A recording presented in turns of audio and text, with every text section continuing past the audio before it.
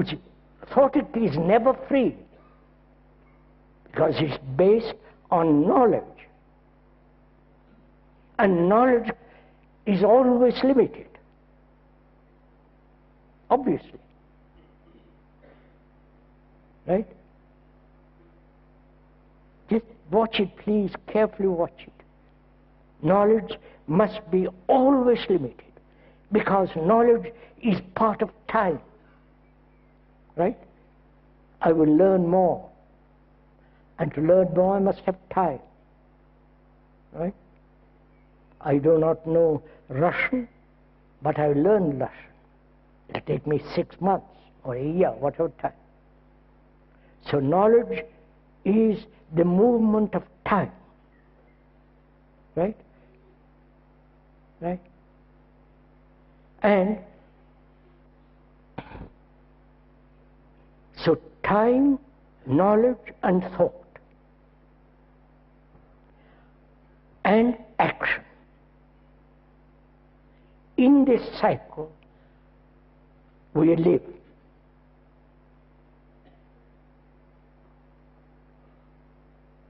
And so thought is limited, obviously. So whatever action that thought does must be limited.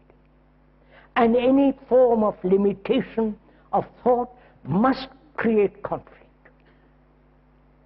Right? Anything that is limited must be divisible. Right? And we understand, come on, sir. That is, if I say I'm a Hindu, an Indian, that's limited. And that limitation brings about not only corruption but conflict. Because you say I'm a Christian, I'm a Buddhist, I'm this, which is limitation. So there is conflict between us. You understand? Do you understand? Yes? So, whatever is limited, and thought is always limited, because knowledge and ignorance always go together. Right? And thought is the child of knowledge, and therefore it's limited. And whatever its action is, that action must be limited, therefore it must bring conflict.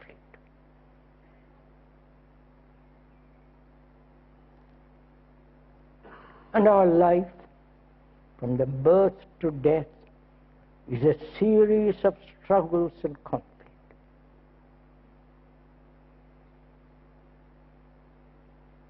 And we're always trying to escape from that conflict, which again becomes another conflict.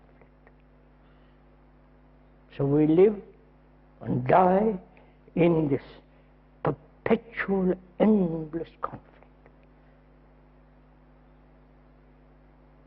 And we never ask the root of that conflict, which is thought, because thought is limited. Please don't say, how am I to stop thought? That's not the point. The point is to understand the nature of thought, to look at it. And that's enough.